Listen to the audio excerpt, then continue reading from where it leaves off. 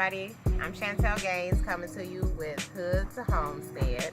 So I have been very busy in the garden. I know I haven't given you guys a recent update.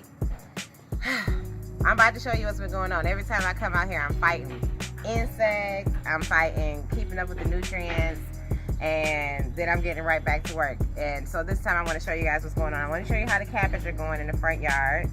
I have been dealing with insects. If you look, this was the first plant that was attacked. I could not find any worms. I came out here at night. I'll show you a clip of that I have. And it was a bunch of the roly-polies. I tried buying the organic neem oil from the hardware store. Of course, it wasn't the pure stuff, but it was the best I could find, the extract. And I mixed that. That didn't work. Now, it was just on this plant and all the others were fine, but once it started to spread to the other cabbage, I knew I had to do something different. So last year, I went back to what was tried and true. That's some hot peppers. I used habaneros, some peppermint oil, essential oil. Last year, I was using the actual peppermint leaves, and mix that with some water and a little bit of soap. I added that to the neem oil, and honestly, I don't see as many bugs. The red box elder bugs were like a big nuisance that I think ate a lot of the plants, and I hardly see any. And before, it would look like that thick nest of them that was attacking this. Up here in the front, the spinach went to flower. I don't know if you remember in the last episode, they were pretty yellow flowers, and then they turned to seeds. So I've been harvesting these. These pods are just filled with the spinach seed inside. They're very tiny. I'm going to harvest them and plant them this August. They'll grow really nice through the cold weathers. They don't like, the spinach didn't like the heat. So it just bolts and creates seeds when it's too hot. This stuff, I'm realizing there's not enough soil here. None of my lettuces grew very big. This is romaine. It didn't get very tall. And that's the butterick, and that didn't get very big. This is the tallest it's getting. That's only because it's starting to seed. Once it gets too hot, the lettuces seed. They don't like the summer. They like the fall, the winter, and the spring. So that's what it looks like they're about to do. I'm about to take y'all to the back and show y'all what's going on in the back. So I wanted to show y'all how my beans were doing. I had made this, y'all seen that in another video. They weren't climbing against this like I wanted them to climb. So I had to add these bamboo poles so that the beans can climb up there. And I was like, duh, they are pole beans. Then they got too tall and I added some more up here, and they're gonna keep going. That's an update on those. All right, so back here, this is how the herbs are doing. This is most of the herbs here. Parsley, rosemary, sage, basil.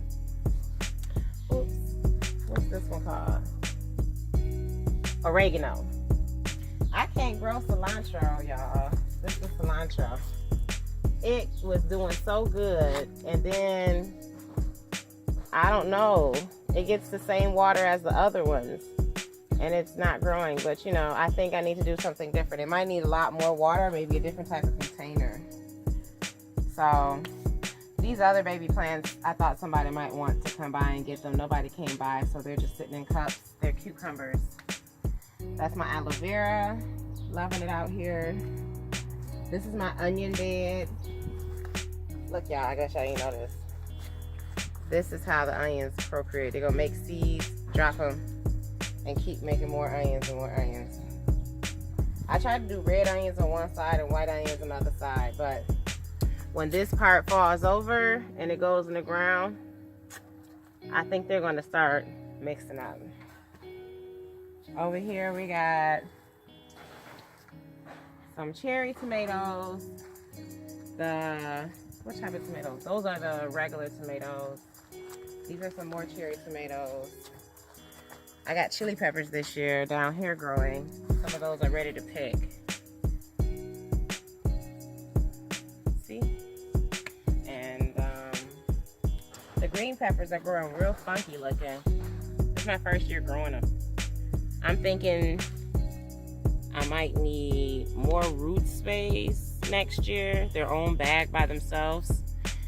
Make sure they get enough water, I'm not sure. And definitely start growing the green beans earlier. These plants I had purchased as transplants from the farmers markets and brought home because I was so busy. I didn't have time to. I planted some of mine, but the ones that I planted are much smaller over there. The short tomatoes, like those are the ones that I started, but because I started so late, I knew they're gonna be slow going, so I bought them.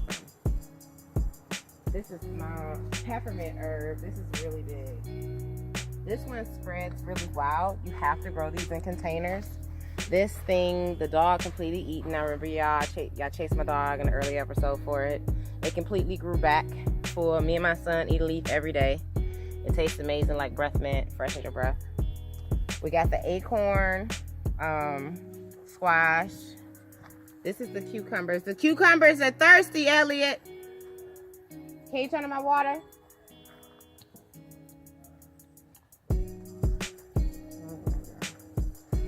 Thank you.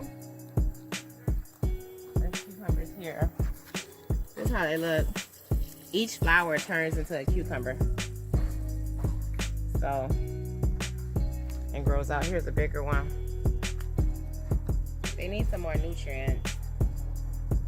I've been using that natural insecticide to stop the insect bites that I've seen. I don't see anything getting worse. And I definitely don't see as many bugs as I used to see. I'm just praying that it's not so effective that the pollinators are scared away. As long as I see these flies, I know that they're gonna get pollinated. The flies are gonna pollinate it. Over here, I got watermelon growing in the ground. Right here, I had just put 2 vines in, and that's what these leaves look like. It's flowering over here. So this looks like this is going to be a watermelon. If it's enough time, we got about 3 grow months. 2 for watermelon. I haven't yet grown successful watermelon. I'm trying. Learning game. Some more tomatoes. We do need more nutrients. We do have some tomatoes that's rock bottom. When you look at the bottom like that and you get rock bottom, usually you need more potassium or calcium or nutrients. So I have not been in my nutrient game. That's because I was trying to buy the nutrients in the store this year, trying to reduce the labor. I was trying to buy some nutrients, mix them up and give them to my plants. I'm going back to the natural way I was doing it last year. Some milk mixed with some water. That is the best. And it was antifungal. It gave them plenty of nutrients, plenty of calcium, and all of that. They were really green, really strong. Y'all about to see. I'm doing it tomorrow morning, and in 1 week you're gonna notice the difference from adding milk water as a for nutrients. These are the squash. They're vining. This is the first year I let them keep spreading instead of pruning them back. And I'm just letting them go and see what. I haven't seen fruit yet, but they look healthy. I have about 12 plants, 12 squash plants over here.